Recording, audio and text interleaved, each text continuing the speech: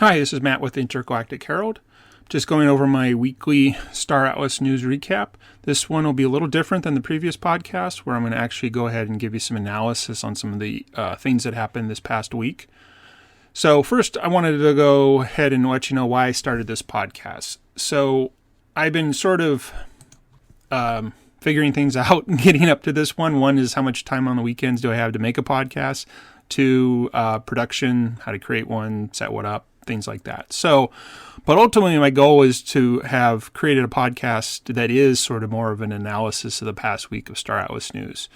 I do like the audio only format. There's a lot of great content creators in Star Atlas right now doing videos. So, thought it would be a way to differentiate myself and also a little bit easier to subscribe to a podcast and just listen to it while you're going about different things during the day.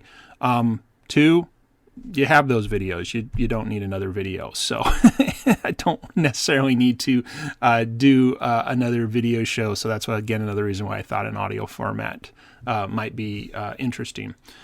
Again, I've been kind of going through a slow evolution. The first podcasts were, again, just going over the weekly recap. I've gone ahead and decided to move into these kind of solo analysis, but my ultimate goal is actually to create sort of a roundtable of guests, other Star Atlas, either content creators, community members, anyways, that would like to get together and chat about Star Atlas over the weekend so we can get this up and published by the end of the weekend. So if you're interested in any of that or just interested in the news, please do go to the intergalacticherald.com. There'll be a prompt there for sign up for the weekly recap. That'll come by email. You can also go to the contact page, send me any messages there, or you can reach out to me on the Star Atlas Discord. I am Intergalactic Herald, so you can reach me there. So let's go ahead and get into the content of the past week, which of course was a big week. I think it was Monday. I saw the post in Discord about the company restructuring. I do have to admit, when I first saw it, I thought they were closing. I don't know, just you don't write things like that. So, but I guess good and bad. It was just layoffs. Of course, it would stink if you're one of the people who got laid off. But it does sound like the company has decided to really work on restructuring and you know, starting a bare feet. Anyways, but let's get into some of the details first. So one thing that was mentioned, so again, the announcement went out on Monday, I think, and then on Wednesday they had a, I don't know, some people are calling it MMA, Ask Me Anything. I guess they did have a Discord where you could post your questions, but it was pretty much the founders talking.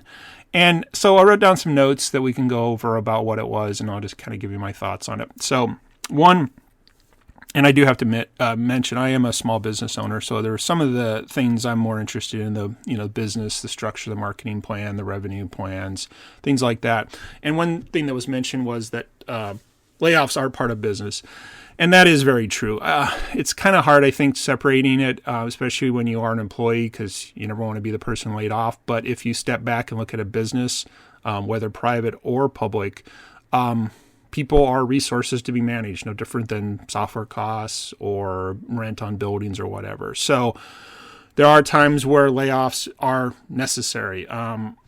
We are in kind of a weird economic period right now where a lot of the big tech companies are laying off. Did they grow too fast during kind of the strangely boom of the pandemic? Perhaps.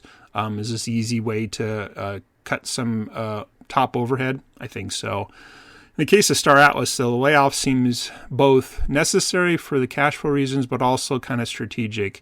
And by that I mean lots of things have been close to being released. So some of the people probably weren't needed to, push things over that last hurdle. But again, I guess my key point is that layoffs are part of business. It stinks if you're the employee getting laid off, but from a corporate business owner standpoint, it is part of the business cycle. The other interesting thing that was mentioned during the, again, whatever you want to call it, the town hall thing, was that AAA games are capital intensive. And I think we kind of have a community of kind of lost sight of that, if if we were comparing Star Atlas to other major game studios, so I know the big one right now, and I already forgot the name of whatever the new sci-fi one coming out, but let's just stick with the game names instead of the development studio. So, the next Call of Duty or whatever. I mean, those games are developed 3 years, takes 3 years to develop them. I mean, I think they're 100, 200 million. I've been told they're, read articles, the same price as big blockbuster movies. So they cost a lot of money. And we've been touting Star Atlas as a AAA video game since I got involved. So again, 200 people, whatever the max was, doesn't seem crazy.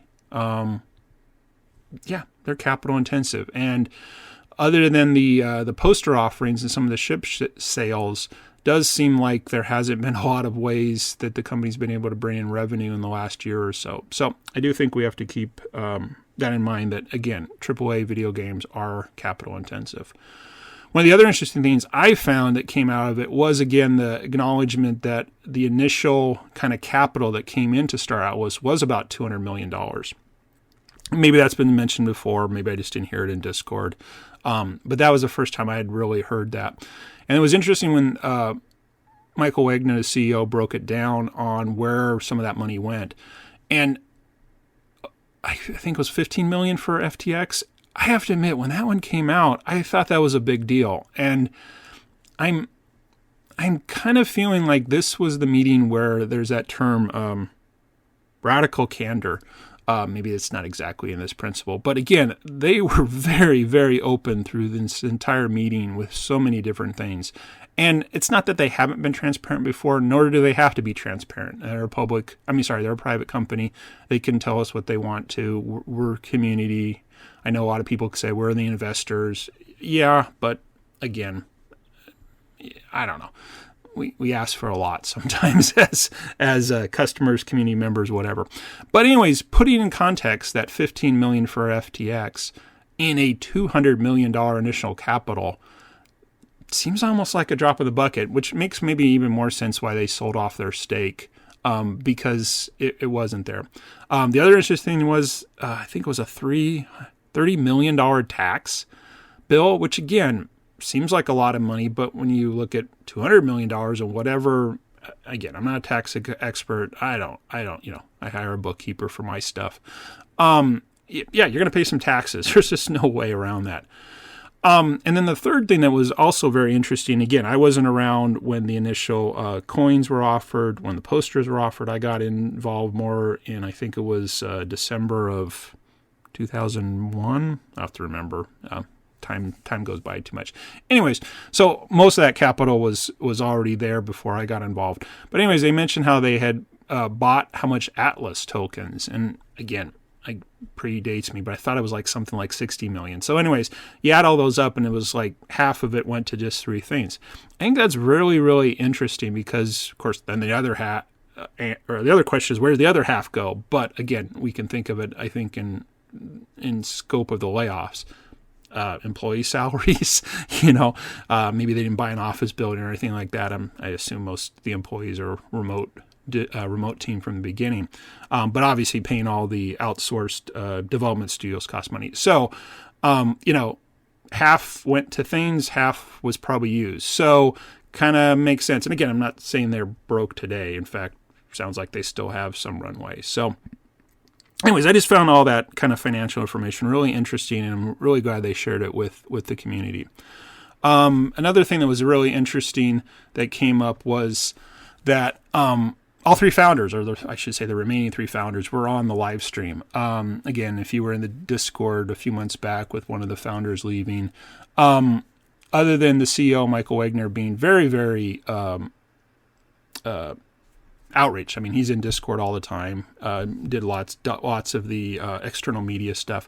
You don't really hear a lot from the other 2, and definitely not the previous one. So I think that was really cool. And I also think it was necessary. If you really think about it, if they're going to talk about restructuring and all that, and these are the founders, they better be talking to the community. And so I want to compliment all 3 of them for being very open, being on the call, talking, contributing. Obviously, they all do a lot behind the scenes, but it was really great that they came and talked there. moving on, one of the questions I found really interesting was they mentioned the employee types and numbers that were retained. And again, if you're curious, you can go back to one of the couple different live streams that did replays of that. I think Star House TV and the Hologram News Network both had replays. But we kind of glossed over who was let go. And I guess maybe I should have asked the question earlier. But it was like, well, where the 170 or 150, whatever the total was. Anyways, again, it doesn't really matter. They made the decisions. They talked more about the future than looking at the past. But nevertheless, it kind of made me think about it. Another interesting thing that came up through the thing, and I think this again goes back to both myself as a business owner and my desire to have some side businesses that are much more in the creator economy space, was the topic that kept coming up about building an audience. And I think that is so important that we continually focus on that. And again, whether they call it growing an audience or getting more users or building a community, there needs to be new people coming in, because the new people are the ones that bring more money. I mean, business runs on money. You got to buy stuff. That's how businesses work. They're not hobbies. So again, I was really happy to hear them constantly talking about different ways to grow an audience, providing different parts of the Star Atlas ecosystem that could be of interest to people.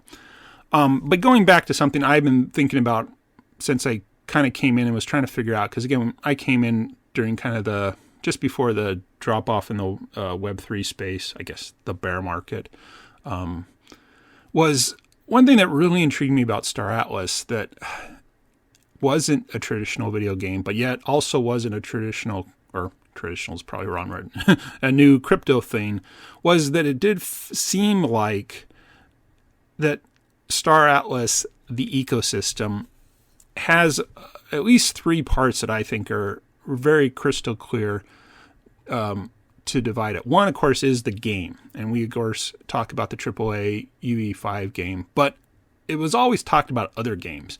Now, again, we could debate whether or not Score, Scream, Sage, whatever was ever part of the plan. And again, I wasn't at the beginning, so I don't know. But it never, and now we have the companion app / mobile app / fitness app. This almost seems to make sense to me, games. And again, also knowing that to develop a AAA game is going to be multiple years, especially from a game studio that never existed, seems perfectly fine. But there's always been this thing that was really intriguing to me. And I guess before I get to that, there was always the idea of a crypto economy with coins, buying and selling, trading, all that. And then by extension, the lockers, and I guess we can say the DAO, but I think the DAO kind of has multi roles there. But anyways, there was definitely an economy of tokens, and then that gets into blockchain and crypto and all the things there. So I think, again, that was intriguing and definitely a distinct part of Star Atlas. And then there's the third one that I call the metaverse, which, of course, we've talked about it. But what is a metaverse? Again, a year ago, we might have had more debate. Now it's just a word, especially after Facebook tried to take over the term. But I attribute it more to people who want to be in a virtual space. So to me, a metaverse has a spatial component. And that's maybe where the DAO comes in, because I don't know where you put the politics of a DAO. Is it a game? Sure. Is it an economy? Kind of. Metaverse? Sure. We own it.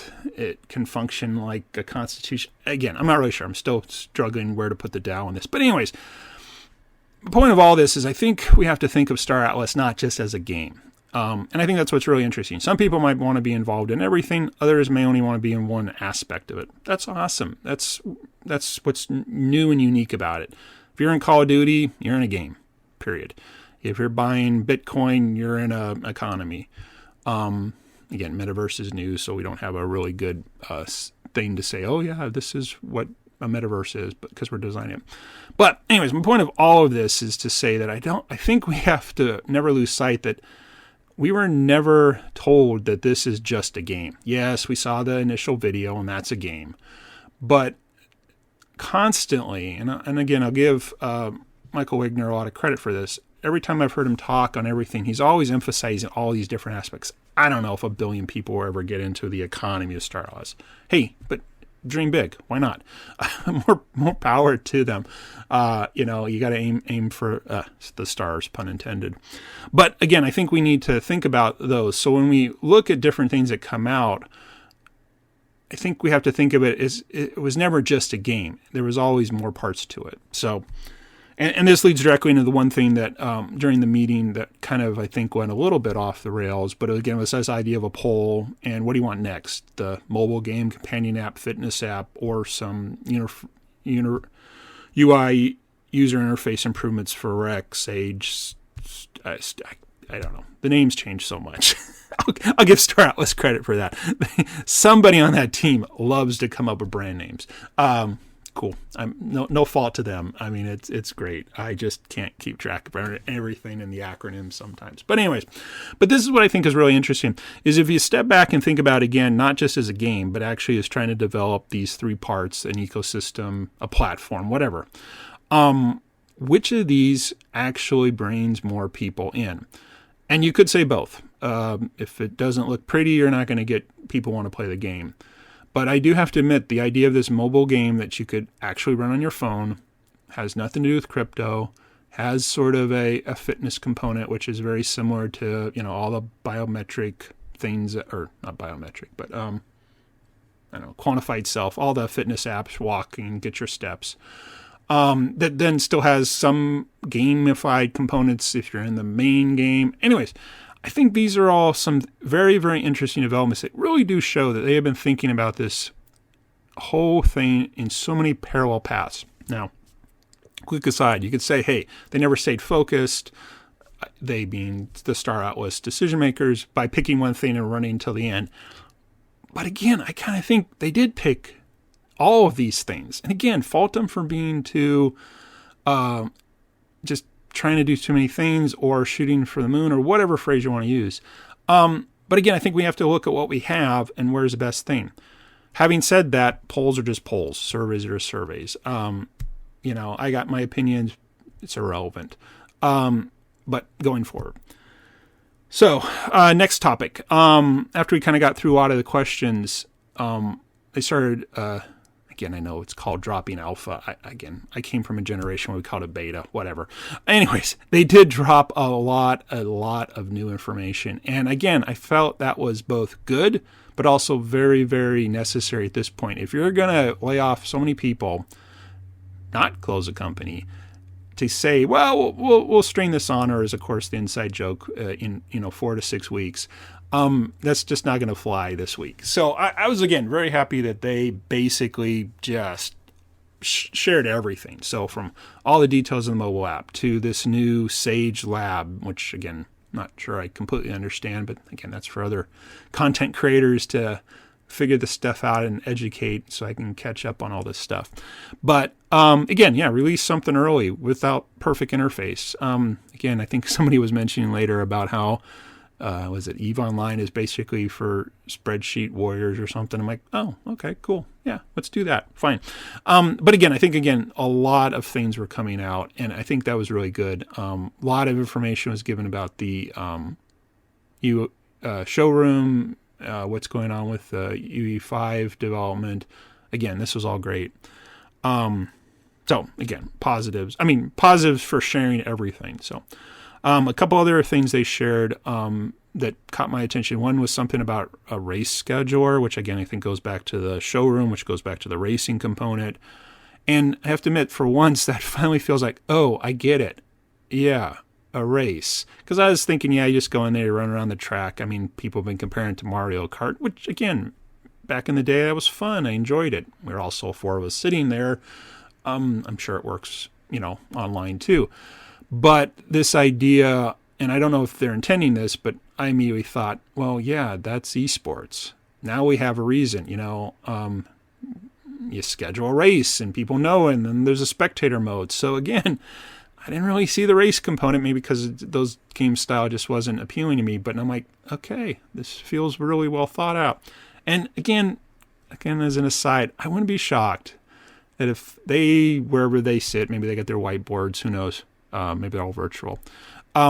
I think they probably have developed 3 to 5 years worth of content of what they're going to produce and have just been dripping it out slowly. So anyways, just a race scheduler just kind of made me think, I get it. Okay, some esports. Yeah. In-game watching, great. The other thing they mentioned, again, this kind of goes back to the theme I'm really interested in is growing audiences, was they did mention some changes to the referral system, but there was names mentioned and I didn't know what this other software was. I know the past one just didn't seem to have, you set it up, but the referral affiliate promotion part wasn't really that, it didn't give you a lot back. Anyways, but the fact that they're thinking about that too, because again, I think that really goes again back to how you can raise or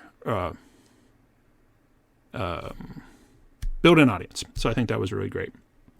So those are the highlights I came away from the thing after listening to it on replay and then reading a few and watching a few videos of other people, other content creators. So, and then the only extra note to add, again, I'll get better and put dates and times when I see these things. But anyways, somewhere in Discord, which then was exposed via Twitter, I think the one I saw was from Signal, but maybe other people posted it. But that was just the first one that popped up on my Twitter, or excuse me, X feed, whatever, Twitter feed, was that Michael Wagner posted that they looked at all their financials or whatever and noted they have 18 months of runway, assuming very conservative projections. So that, I have to say, was probably the best summary of the entire meeting, even if it took a day to come out, because after the FTX issue, the talk of runway was always pervasive in Discord, came up in town halls.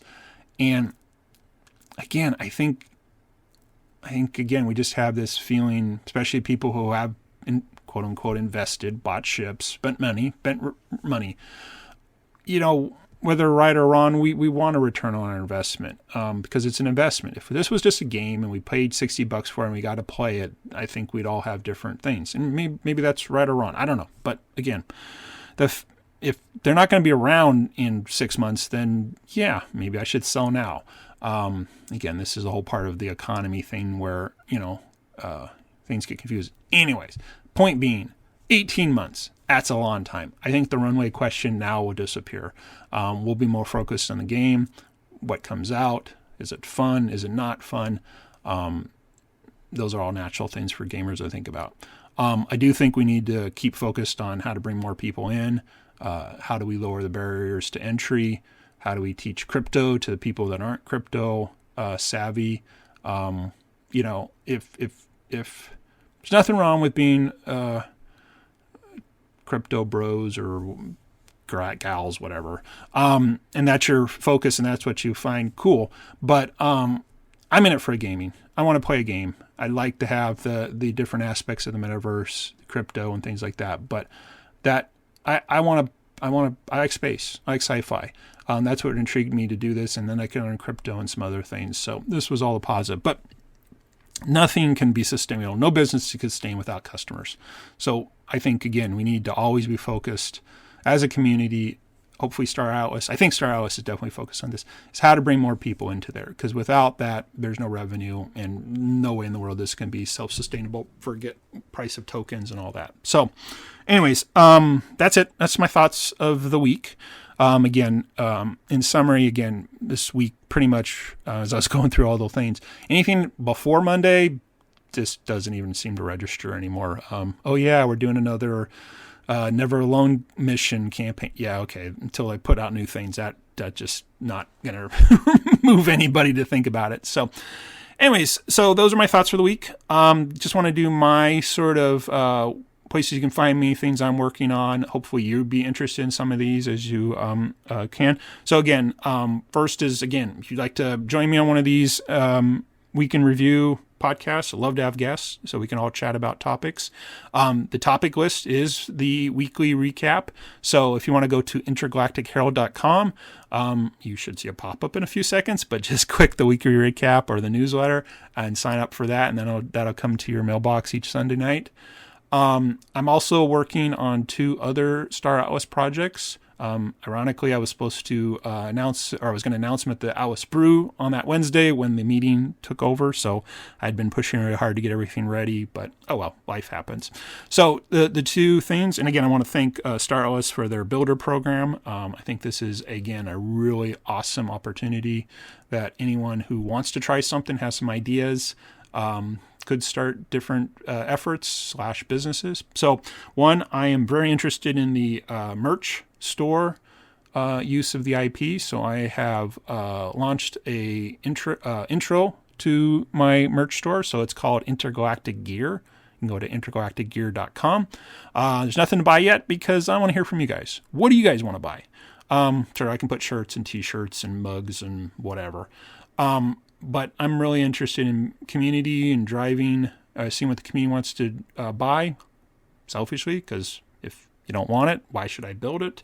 So anyways, if you can go to intergalacticgear.com and click on the button for merch survey, I'd really appreciate any feedback. If you drop your email address in there, it's not required, but I'd appreciate it. You'll go into kind of the initial community group, and I will make sure that group gets opportunities for more feedback, discount, promo codes, all that good stuff as being part of helping me figure out what we should sell to the community. And then the third thing I have is I'm calling it a non-guild guild. I have no problems with guilds. I think they're a great organizing mechanism. As humans, we're all into social interaction.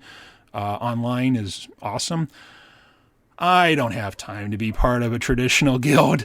I run my business during the day. I got family commitments at night, but I too would like to hang out with people who maybe fit those things, or just want to, be part of something. So the first phase of this is really just a community. Nothing wrong with the Star House Discord. There's just too much there. I can't follow it when I check at the end of the day. So I'm looking to actually create a different community called the Intergalactic Coalition. Yes, I have a thing with the word intergalactic, but that's called branding. I'm a marketing guy. So intergalacticcoalition.com. There's an interest survey there. Please, if you're interested, read that. And if it fits you, please sign up, because I'm looking to get critical mass. But the real key, what I'm trying to do is develop a different community on a different platform than Discord. Again, nothing wrong with Discord. It just doesn't suit how I like to communicate. So I'm looking at a platform that allows for threaded discussions and email alerts. So you can go away for a couple of days and actually not lose track of what you're interested in. However, it's a paid platform. So I basically need people to commit to wanting this kind of environment, and kind of the people that want to be in there and basically help pay for that. Unfortunately, I can't sponsor that unless the merch store takes off. So one way or another, everything's here. But anyways, so to wrap this up, and thanks again for listening. If you're interested in getting my weekly recap, please go to intergalacticherald.com. If you're interested in helping design a merch store, please go to intergalacticgear.com. And if you're interested in a community, again, we're calling it a non-guild guild, please go to intergalacticcoalition.com. Thanks. This is Matt with Intergalactic Herald. Talk to you again next week.